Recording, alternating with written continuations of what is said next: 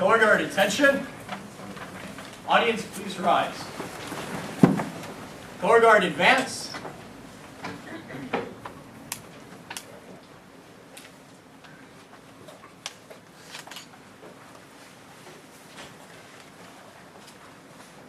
Please post the colors.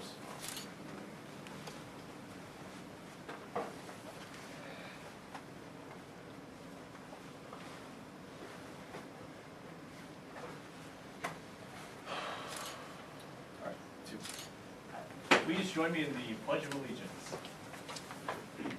I pledge allegiance to the flag of the United States of America and to the republic for which it stands, one nation, under God, indivisible, with liberty and justice for all. Please join me in the Scout Oath. On my honor, I will do my best to do my duty to God and my country, to obey the Scout law, to help other people at all times, to keep myself physically strong, mentally awake, and morally straight. Please join me in the Scout law. A Scout is trustworthy, loyal, helpful, friendly, courteous, kind, obedient, cheerful, thrifty, brave, clean, and reverent. 2. Color guard, return. All right.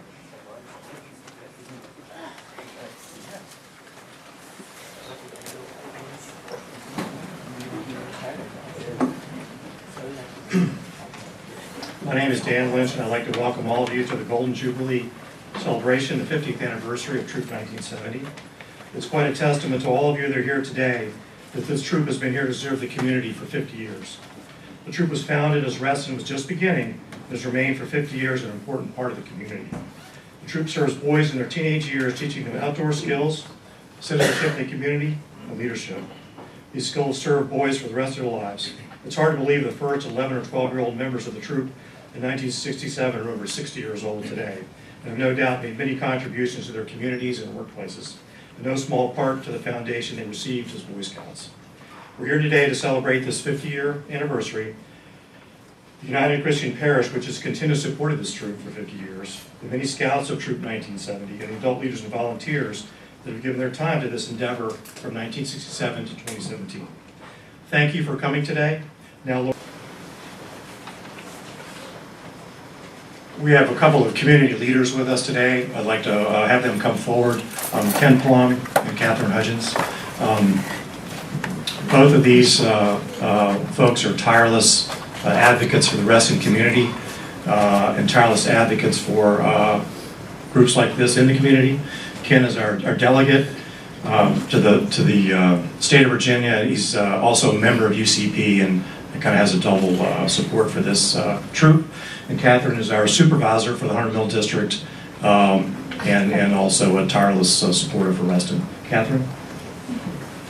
Thank you very much. I said I always love to tread on great things that are happening. And when I noted that this was 50 years, it is most often that we would say, oh, we'd like to come to the board. But as I look at the crowd in the room, you all wouldn't have made it all to the board probably. And so on this occasion, I'm excited to present a proclamation passed by the Board of Supervisors recognizing the 50 years of your work. And I'd start by saying how important it is. That in the beginning, Reston's beginning was that we were a self-help group. We started things that were not here. And those things helped us all to become committed to who we were. And scouting, being such an important piece, allowed young people to start learning those values that are values that carry them into time. So I'd like to read the proclamation and present it to you. And it reads, whereas Boy Scout Troop 1970, sponsored by the United Christian Parish in Reston, has served youth in Reston for nearly 50 years, keeping the tradition of traditional yet progressive scouting programs through monthly outings, summer camps, and community service, building skills and creating friendships. And whereas Troop 1970 offers activities and service projects that benefit the community and are anticipated by residents, including the annual pancake breakfast cooked by the Scouts and the annual mulch fundraiser.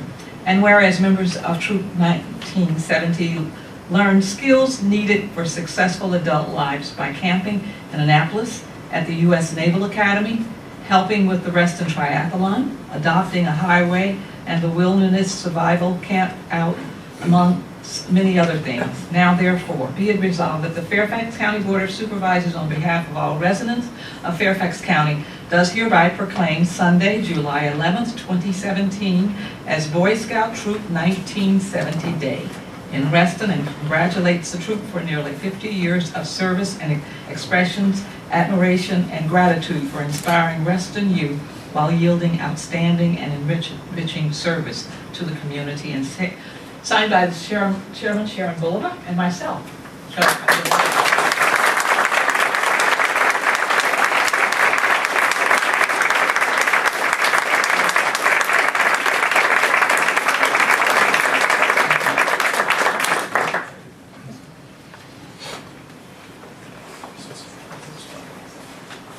I can't add to what Kathy's already said, other than to take just a moment to congratulate the young men who are currently part of Troop 1970, but at the same time to say congratulations to the older men who were part of Troop 1970 over the years. Our best congratulations to you. There's a statistic running around that of elected officials, 89% or so have been in scouting. And I had the pleasure of being in scouting too. Those values that we just recited a few minutes ago are incredibly important values to our community and to our country. Best wishes to all, and look forward to your coming to your next celebration maybe in 10 years.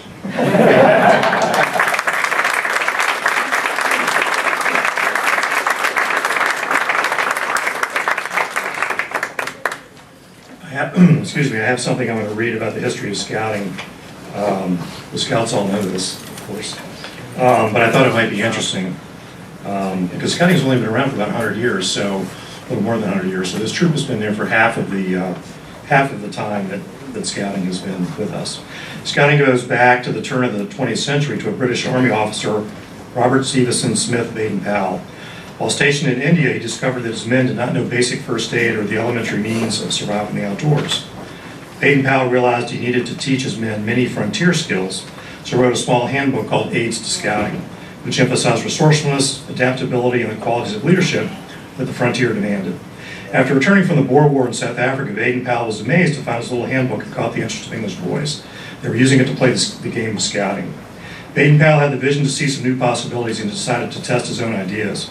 In August 1907, he gathered 20 boys, took them to Brownsea Island in a sheltered bay off England's southern coast.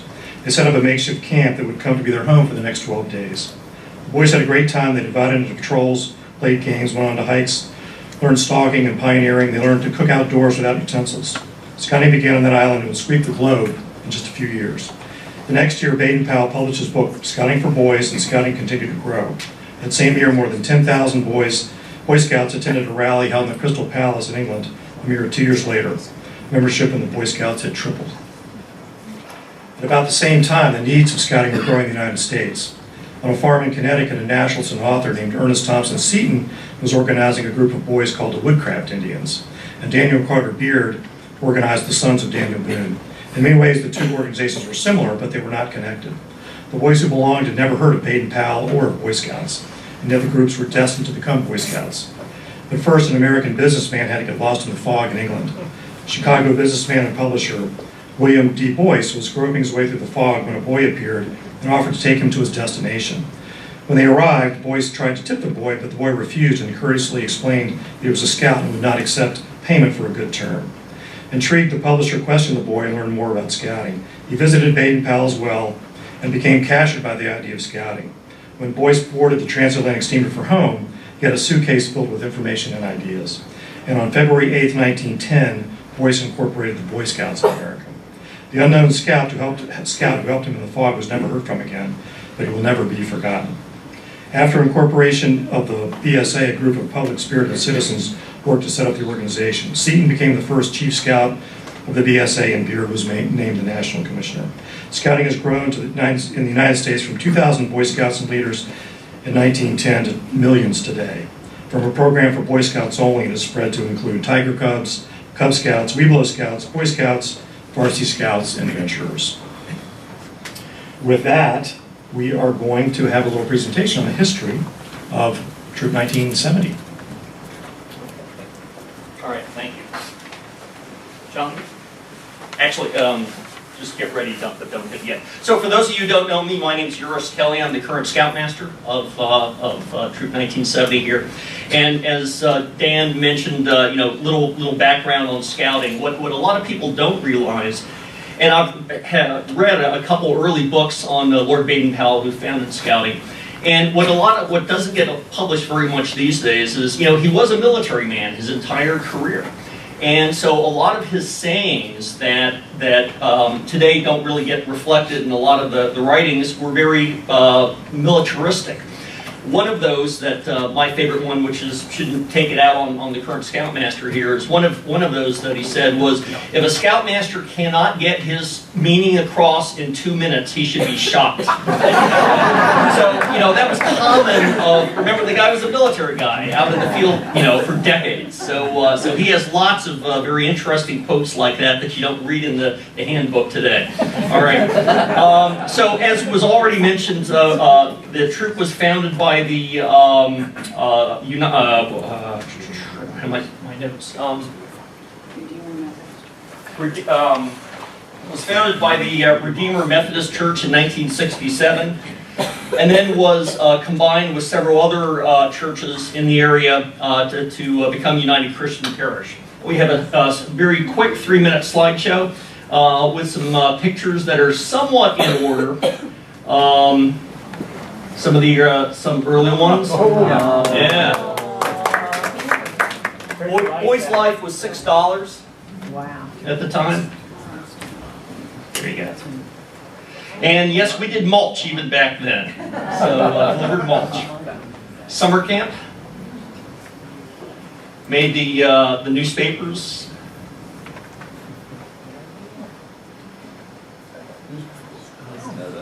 Yeah. Again, that's exactly the way it looks like still to this day, doing mulch. Summer camp 2001. There's a Housley. Oh yeah. Here we are.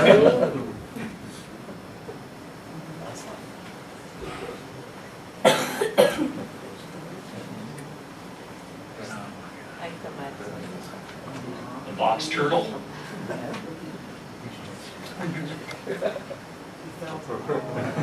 Yeah, 2001. Russ Housley. TP Fire Building. 3 Eagle Scouts. That's presidential inauguration.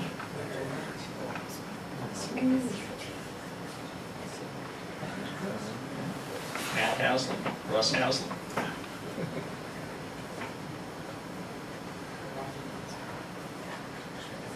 Summer camp again. 100th anniversary of scouting. This was the 100th anniversary celebration downtown. Summer camp picture. Basketry merit badge. This is for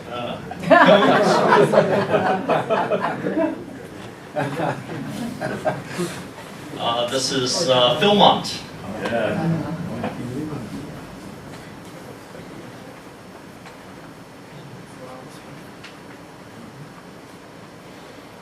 Here's Lord Baden-Powell himself.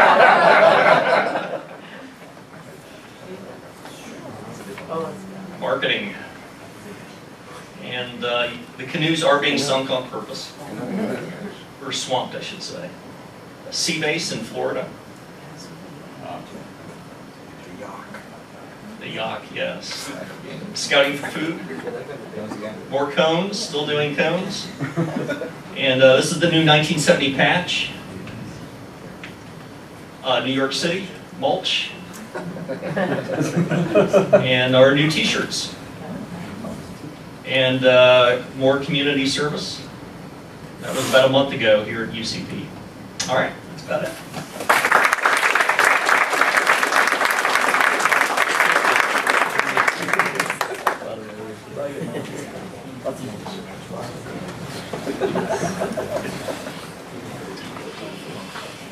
since the troop started, there have been 99 Eagle Scouts. Some of you Eagle Scouts are in the audience. I would actually like to have those Eagle Scouts from 1970, not their parents, just the Scouts, come forward, those that are here. I think maybe 10, 15 are here. And try to, if you can possibly,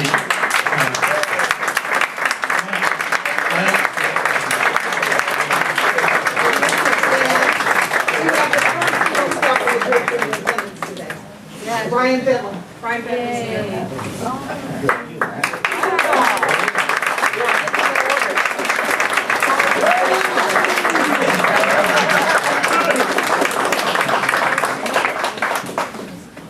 there they are. Congratulations, guys.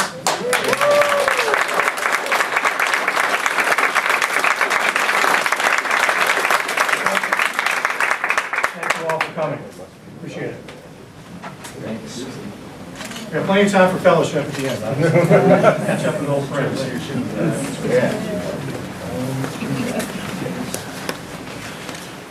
Now I'd like to recognize some folks. Steve, I think I saw Steve. Steve Webb, I want to please come up.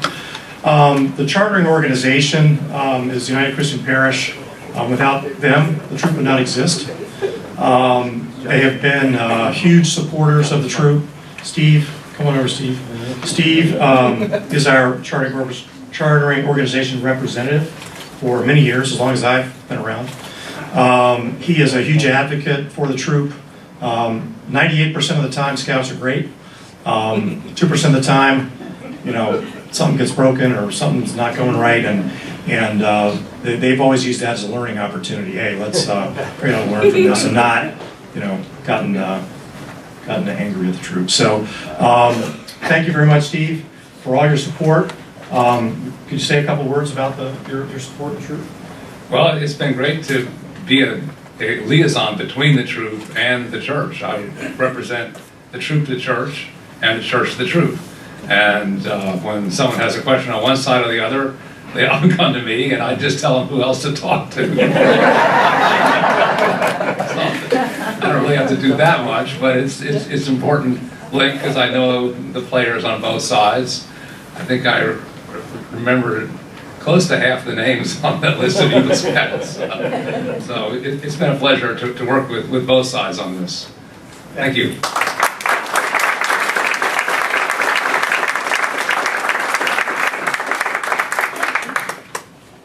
For the troop, the person who represents the troop at the committee level is the committee chair. And they work closely with Steve. They kind of guide the direction of the troop, make sure things are going well, I guess you'd say, in the big picture. Is there any former committee chairs? I'd like them to please come forward. I know at least 2 are here. So if you're a committee chair, please come up and please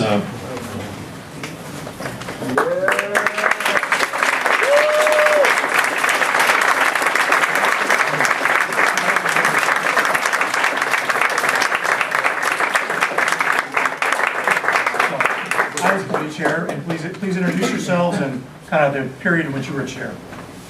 You're first. Vic Moravitz, some time ago. Seemed like forever, and it was a great delight. Hi, I'm Manju Rao. I was the committee chair from 2012, I believe, towards the end till 2016. I handed it to Mr. Phillips. It's been an absolute pleasure doing this.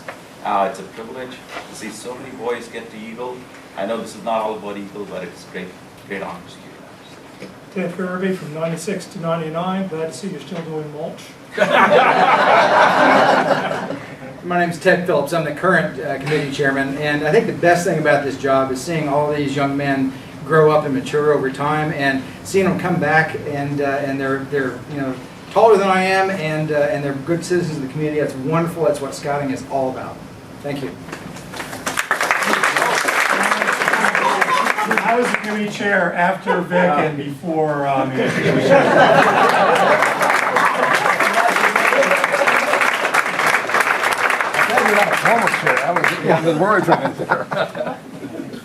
But really the key in the organization is the scoutmaster. I think everyone here knows that. The There's a meeting every week, there's an outing every month. There's sometimes other things during the week. The Scoutmaster spends a tremendous amount of time and effort to stay on top of things, get ready for the next event, make sure he has enough assistant Scoutmasters, bring new boys into the troop, make sure kids are progressing. It's a huge task. We've had great Scoutmasters. It's always the question, who's going to be the next Scoutmaster? Because without it, the troop does not go on. So it's so important. And of all the people listed here, the Scoutmaster is really most important. So if you have been the Scoutmaster in Troop 1970, and I know there's at least 4 or 5, please come forward.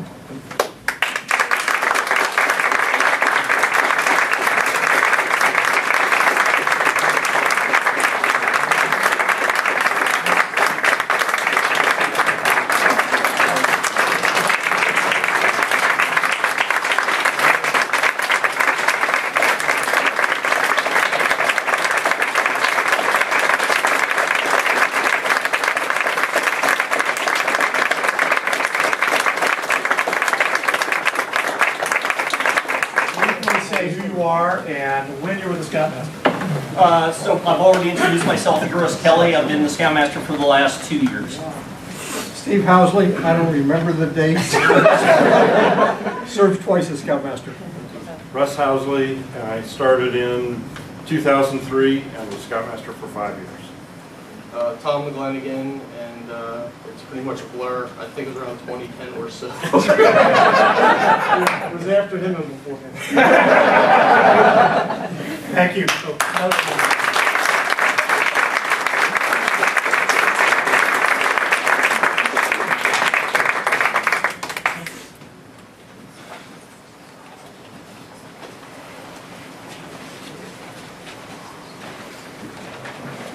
I'm told Brendan McGlenigan was not listed on the Eagle list. I'm not sure how that happened, but maybe we have 100. 100. Sorry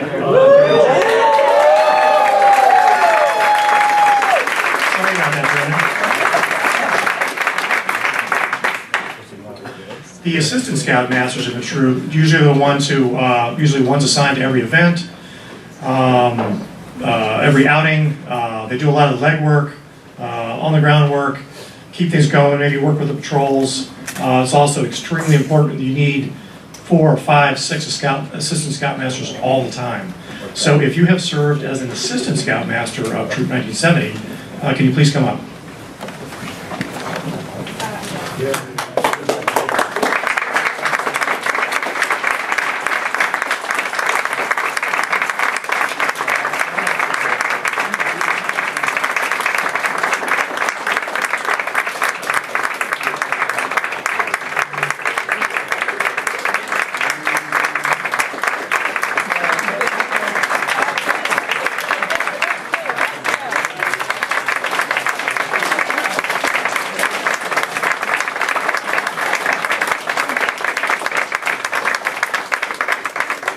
If you could start and just say your name, like briefly when the era that you were assistant Scoutmaster. Mike Blanke, Neolithic era.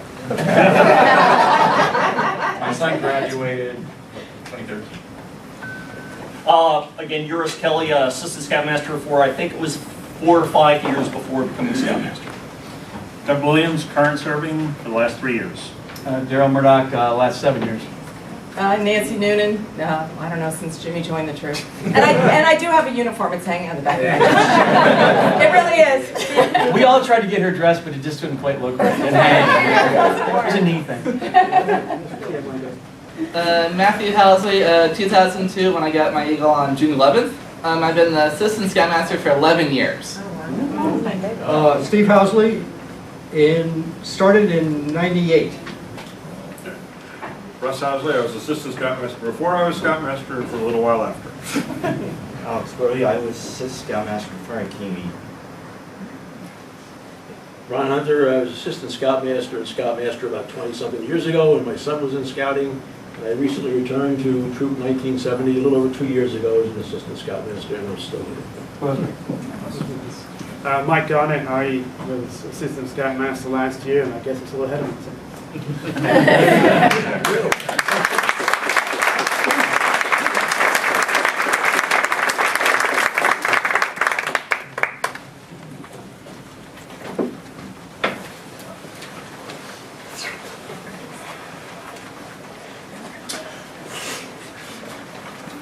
going to ask Steve Housley to come up. We're going to do a special recognition for one of our scouts, Tavon Hubbard.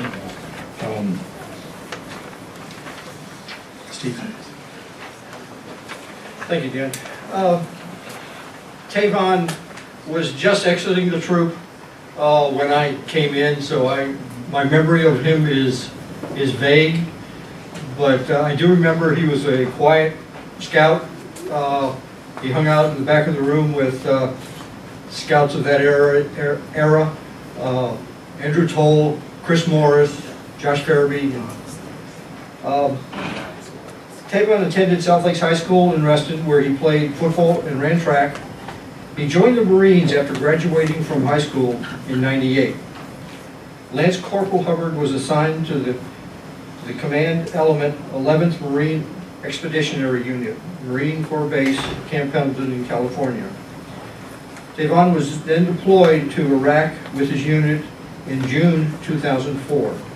He was killed in a helicopter crash in Al Anbar Province, Iraq on August 11, 2004, at age 24. Tavon is buried in Arlington National Cemetery.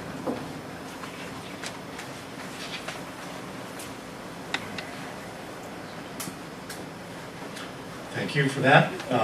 Scouts, ready to return the colors?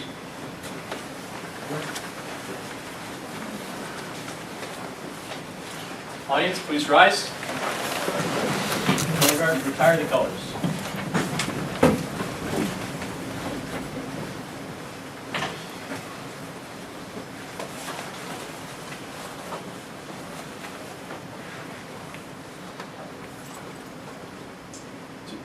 Thank you.